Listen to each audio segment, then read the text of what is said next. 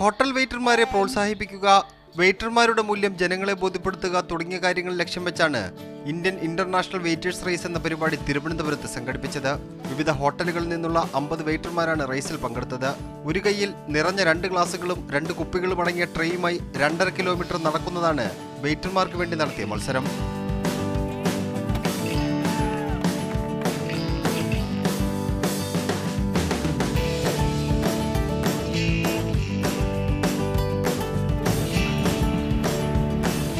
Normally നമ്മൾ ഹോട്ടലിൻ്റെ ഉള്ളിലാണ് ചെയ്യുന്നത്.